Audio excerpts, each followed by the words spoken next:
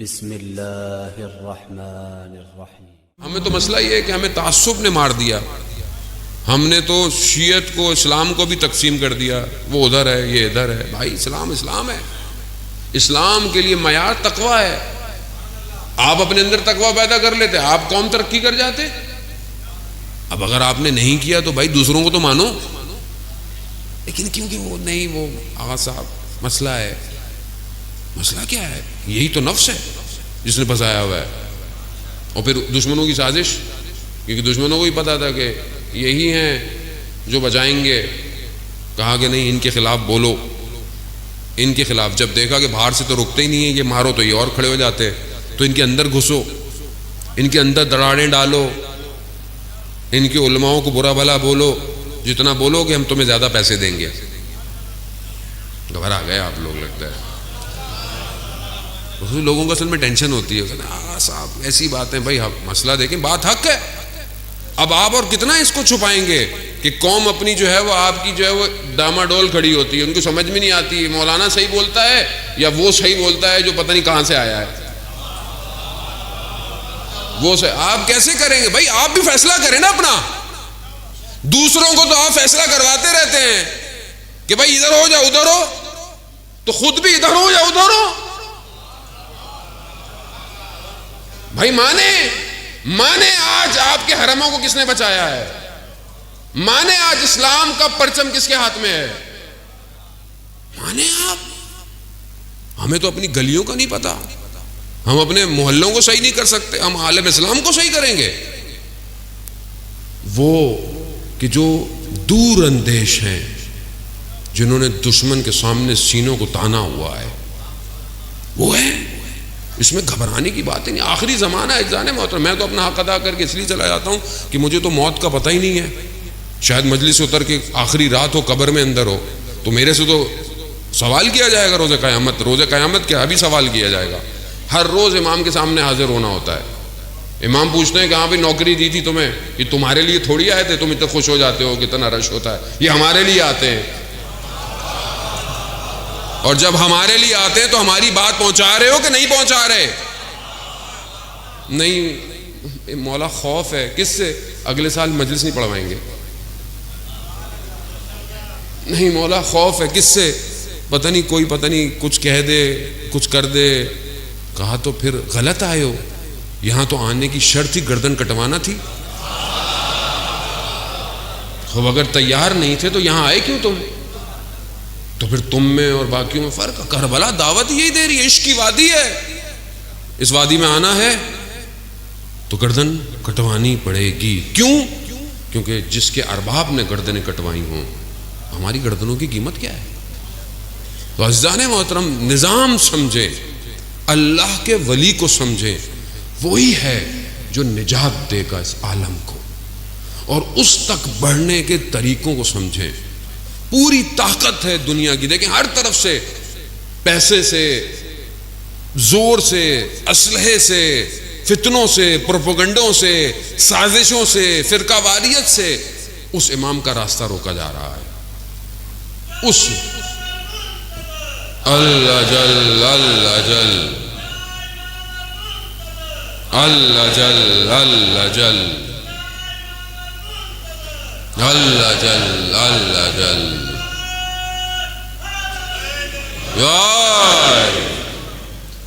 نہیں مولانا صاحب سب کو ساتھ لے کے چلیں۔ بھائی ہم نے کب کہا سب کو ساتھ نہیں لے کے چلیں؟ سب کو ساتھ لے کے چلیں، سب ساتھ چلیں، لیکن جو آدمی غلط بول رہا ہے اس کو تو غلط بولو۔ جو آدمی آپ کے عقیدوں کے خلاف بول رہا ہے، جب مراجع کہہ رہے ہیں کہ آپ اہل سنت کے مقدسات کا احترام کریں، تو آپ کو کیا پریشانی ہے؟ آپ کو کیا پریشانی ہے؟ کیونکہ آپ کو پیسے دیے ہیں، اس لیے آپ کو پیسے دیے ہیں کہ ان کو لڑواؤ آپس میں۔ ادھر بھی پیسے ہیں، ادھر بھی پیسے ہیں، قوم پیسوں کے بیچ میں پھنس گئی۔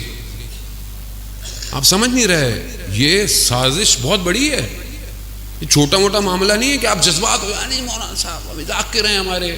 بھائی کیا کریں؟ ذاکر ہیں ہمارے تو یعنی پھر ہم میں اور اس تاریخ میں واقعوں میں فرق کیا رہ گیا؟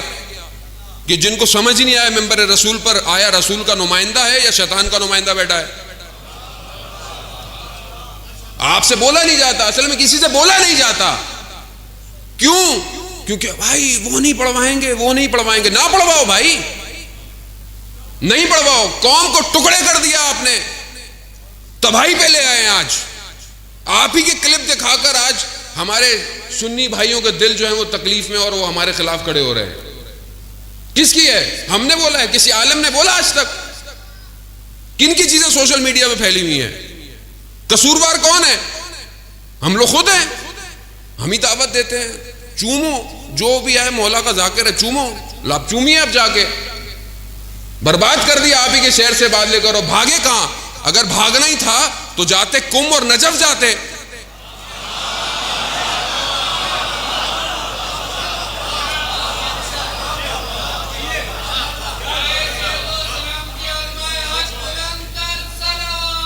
اللہم صلی علی محمد و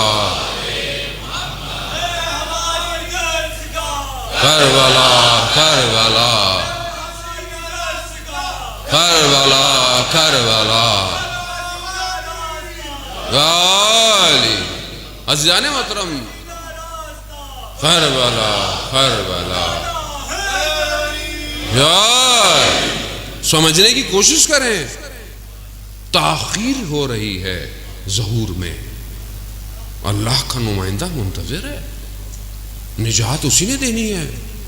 ہم دیر کر رہے ہیں ان آپس کے جھگڑوں کی وجہ سے. ہم بے بصیرت ہوئے ہیں. ہماری سمجھ میں نہیں آ رہا کہ گیم ہمارے ساتھ کیا ہو رہا ہے. یہی مسئلہ تھا تاریخ میں کربلا کے اندر. کوفہ میں اور کیا مسائل تھے، بصرہ میں کیا مسائل تھے، کیا چیزیں تھیں کہ جس نے دور کر دیا امام کے وقت کے امام تک لوگ کیوں نہیں پہنچے؟ مگر نابینا تھے، مگر سنتے نہیں تھے. خط گئے، ہزاروں کی تعداد میں خط گئے. کیوں نہیں پہچان پائے؟ دھوکے کا شکار ہو گئے، پروپیگنڈے کا شکار ہو گئے. اور آج ہم بھی انہی چیزوں کا شکار ہیں. عزیزان محترم، حق قیمت مانگتا ہے. حق آسان نہیں ہے.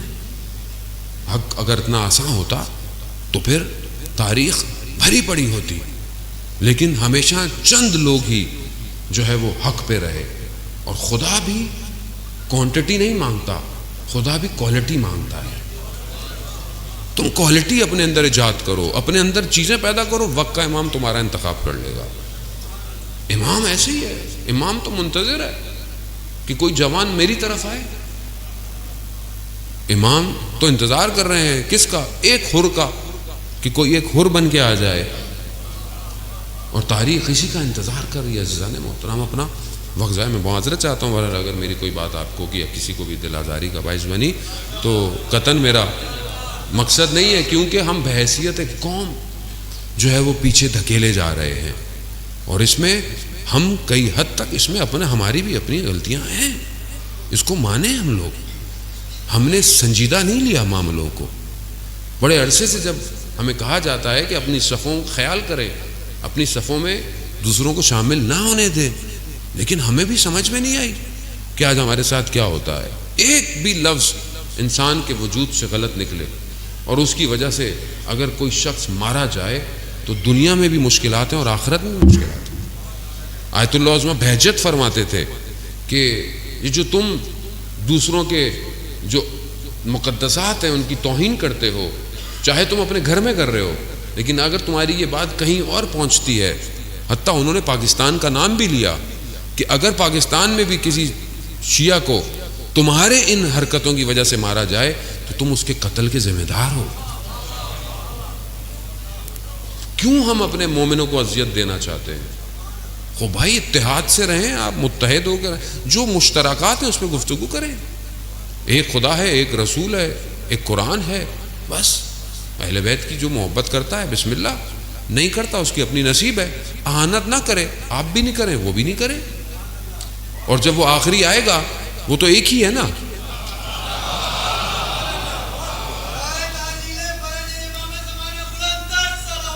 اللہم صلی علی محمد، وہ تو ایک ہی ہے.